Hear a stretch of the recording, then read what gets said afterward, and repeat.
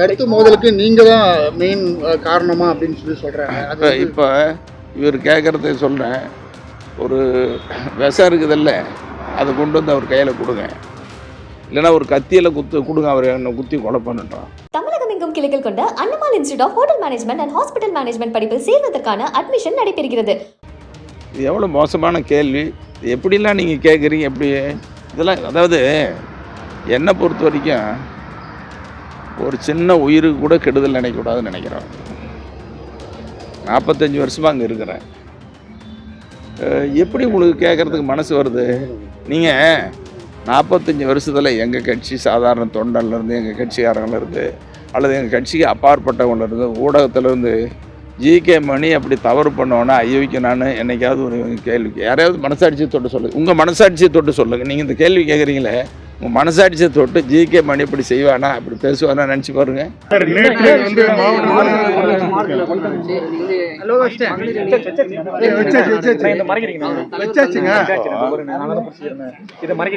கேள்வி கேட்குறேன் சொல்றதுக்கு நான் கடமைப்பட்டவன்.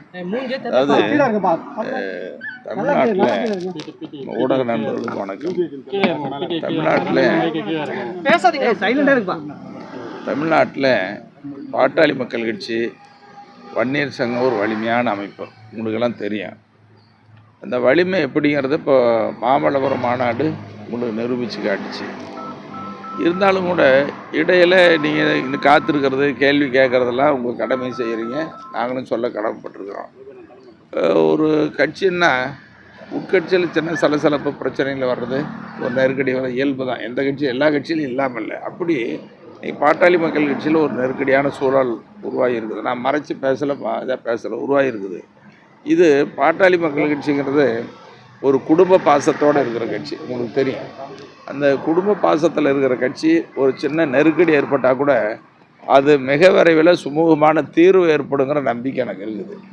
உதாரணத்துக்கு ஐயா கிட்ட நேற்று இரவு வரைக்கும் நான் பேசினேன், எங்கள் சென்னை அன்புமணிக்கிட்ட இரவும் பேசினேன், இப்போ காலையிலையும் பேசினேன். அதனால் என் ஆசையெல்லாம், எங்கள் நோக்கம்லாம் என்னென்னா, ஒரு சுமூகமான தீர்வு மிக விரைவில் வரணும், பாட்டாளி மக்கள் கட்சியுடைய வலிமையை மேலும் அதிகரிக்கணும், மிக விரைவில் ஒரு வலிமையாக தேர்தலை சந்திக்கணுங்கிறது தான் எங்கள் ஆசையெல்லாம். அதுக்குண்டான முயற்சியில் இருக்கிறோம். இப்படி நாங்கள் முயற்சி எடுக்கிற அதே நேரத்தில் நம்ம ஊடகம் என்பது மிக சக்தி வாய்ந்தது. ஒரு தனி மனிதனை விட மிக சாதாரணதில்லை. ஒரு ஊடகத்தில், அது பத்திரிகையிலையோ தொலைக்காட்சியில் ஒரு செய்தி வருதுன்னா நாடு முழுசும் பார்க்குறாங்க, கடல் கடந்து உலகம் முழுசும் பார்க்கக்கூடிய நிலைமையில் தான் உங்கள் ஊடகம் இருக்குது. ஊடக சக்தியை நாங்கள் உணர்கிறோம், ஊடகத்தை நாங்கள்லாம் ரொம்ப மதிக்கிறோம். இப்போ ஊடகத்தில் ஒரு செய்தி வருதுங்கிறது, எங்கேயாவது ஒரு சின்ன நெருக்கடி ஏற்பட்டால் கூட அது ஒரு சுமூகமான தீர்வு உண்டாக்குறதுக்கு ஒரு நல்ல செய்தியாக வெளியிட்டால் நல்லதாக இருக்குங்கிறது என்னுடைய தாழ்மையான கருத்து.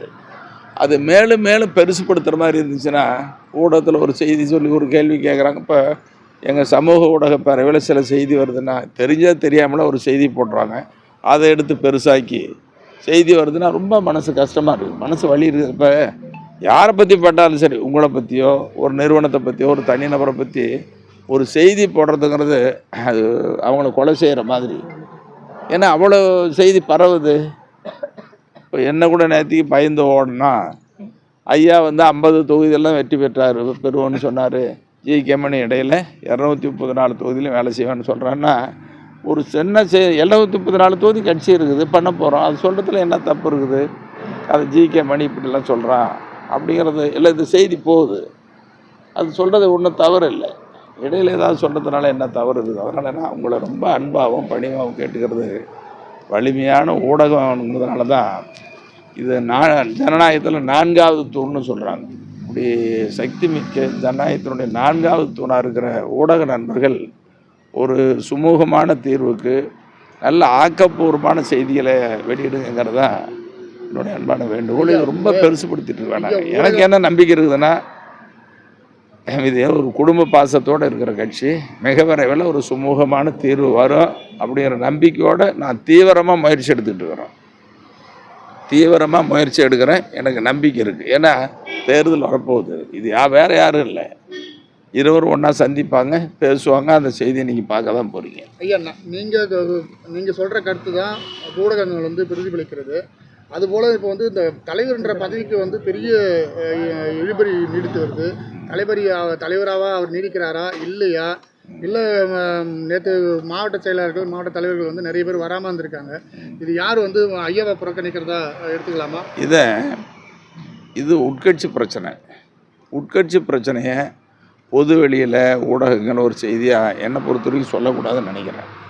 இது ஒரு நல்ல தீர்வு ஏற்படுங்கிறத நான் முயற்சிக்கணுமே தவிர, இதை அப்படி சொல்லி இதை மேலும் மேலும் பெருசு பண்ணக்கூடாது. பெருசு பண்ணுறது நல்லதாக இருக்காதுங்கிறது என்னுடைய கருத்து.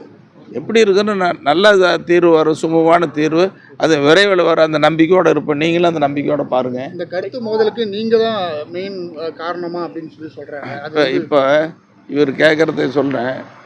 ஒரு விஷம் இருக்குதில்ல, அதை கொண்டு வந்து அவர் கையில் கொடுங்க, இல்லைன்னா ஒரு கத்தியில் கொடுங்க, அவர் என்னை குத்தி கொலை பண்ணிட்டோம். இது எவ்வளோ மோசமான கேள்வி. இது எப்படிலாம் நீங்கள் கேட்குறீங்க? எப்படி இதெல்லாம்? அதாவது என்னை பொறுத்த வரைக்கும் ஒரு சின்ன உயிருக்கு கூட கெடுதல் நினைக்கக்கூடாதுன்னு நினைக்கிறேன். 45 வருஷமாக அங்கே இருக்கிறேன். எப்படி உங்களுக்கு கேட்குறதுக்கு மனசு வருது?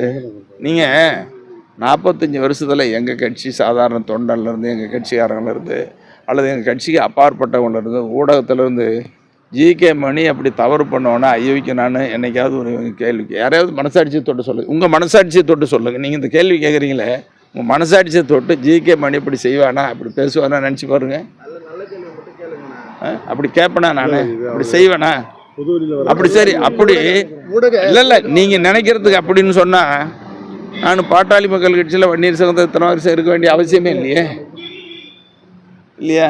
கடந்த காலம் எம்ஜிஆர் காலத்துலேருந்து, கலைஞர் காலத்துலேருந்து, புரட்சி தலைவி காலத்துலேருந்து, மற்றவங்க காலத்தில் எப்படிப்பட்ட வாய்ப்புகள்லாம் என்னென்ன வாய்ப்புகளாக வந்துச்சுன்னு சொல்லக்கூடாது. அதெல்லாம் விட்டுட்டு ஏன் அங்கே இருக்கிறேன் இல்லைங்களா? ரெண்டு பேரும் சந்தித்து விரைவில் பேசுறதுக்கு வாய்ப்பு இருக்கா? கட்டாயம் மிக விரைவில் சந்திப்பாங்கிற நம்பிக்கையோடு இருக்குது. அதுக்கு தீவிரமான முயற்சியில் இறங்கிட்டு இருக்கிறோம். ஆனால் இதுக்கு காரணங்கள்னு சொல்ல தயவுசெய்து உங்களை ரொம்ப மன்றாடி கேட்டுக்கிறேன், இந்த மாதிரி வார்த்தைகளை பயன்படுத்தாதீங்க. இந்த செய்தி வெளியிடாது. நல்லது இல்லைங்களா? அப்படி போய் செய்வேனா? உங்களுக்கு மனசாட்சி இருக்குதா? சொல்லுங்க பார்க்கலாம். என்ன பொது வெளியில் பார்வை? எங்கே பார்வை இருக்குது? உங்கள் மாதிரி சொல்கிறது யாராவது ஒரு செய்தி போட்டு பெருசாக்குறாங்க இல்லைங்களா? அது நல்லா இல்லை. ஐயா, விரைவில் வந்து சின்ன ஒரு பெரியவரை சந்திக்கிறதுக்கு வாய்ப்பு இருக்குங்க. சந்திக்கணும்னு சொல்லி நானும் நேற்று இரவு முழுசாக ஐயா கிட்ட பேசியிருக்கிறேன். நேற்றுக்கு அவர்கிட்டையும் பேசினேன், இன்றைக்கும் பேசியிருக்கிறேன்.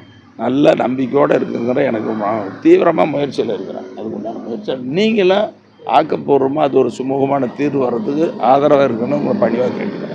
ஐயா, இப்போ இந்த ரெண்டு பேருக்கு இந்த முரண்பாடு என்பது தேர்தல் கூட்டணி தொடர்பானது தானா? அதெல்லாம் ஒன்றும் இல்லை.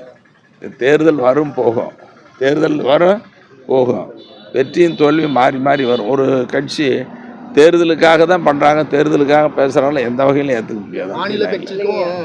மாநில கட்சிக்கும் தேசிய கட்சிக்கும் வந்து கூட்டணி அமைப்பதில் சிக்கல் இருக்குது. அதில் வந்து ரெண்டு பேருக்கும் முரண்பாடு இருக்குது. இல்லை அந்த மாதிரி இல்லை. கூட்டணி பேசி சரியாக பேசி தானே முடிவு பண்ணுவாங்க. ஒரு முடிவு பண்ணாமல் பேசாமல் முடிவு எடுக்க முடியாதுல்ல. இல்லை இப்போ நான் ஒன்று மட்டும் உறுதியாக சொல்கிறேன், தேர்தல் நெருங்கிறதுக்கு முன்னால் சந்தித்து பேசுவாங்க, நல்ல கூட்டணி அமைப்பாங்க. பாமக இடம்பெற கூட்டணி தான் தேர்தல் வெற்றி பெறுங்கிற பழைய நிலைமை மீண்டும் பாட்டாளி மக்கள் வச்சு உருவாக்கி காட்ட அந்த நம்பிக்கையை முன்னெடுத்து நாங்கள் மனசாட்சியோடு செய்வோம். நான் என்னை பொறுத்த வரைக்கும், இந்த மணியை பொறுத்த வரைக்கும் உண்மையாக இருப்பேன், மனசாட்சியோடு செயல்படுவேன். பாமக வந்து 2026 தேர்தலில் வந்து மிகப்பெரிய வெற்றி அடைகிறதுக்கான 3வது அணி உருவாகிறதுக்கான வாய்ப்புகள். எந்த அணி எப்படி உருவாகுதுன்னு இப்போ ஆரிடம்லாம் சொல்ல முடியாது. தேர்தல் வரும்பொழுது தான் கூட்டணி பேசுவாங்க. அப்போ தான் உங்களுக்கு தெரியுமா? அதான் சொல்லிட்டு இருக்காரு. நான் வந்து இப்போ பெரிய லெவலில் வந்து இந்த பாட்டாளி மக்கள் கட்சியை நாங்கள் வந்து வளர்த்தெடுப்போம், ஆட்சியை கட்டளை அமர்த்துவோம் அப்படின்னு பேசிட்டு இருக்காரு. இப்போ எங்கள் கட்சியில் இருக்கிற எல்லாரும் எங்கள் கட்சி ஒரு வலிமையான அதிகாரத்துக்கு போகணுன்னு தான் நினைப்போம். அதுதானே இயல்பு. அதுக்காக தானே பாடுபடுறோம். அதில் ஒன்றும் மாற்றம் இருக்க முடியாதுல்ல. நன்றி சார். தமிழகம் எங்கும் கிளைகள் கொண்ட Annamalai institute of hotel management and hospital management படிப்பில் சேர்வதற்கான அட்மிஷன் நடைபெறுகிறது.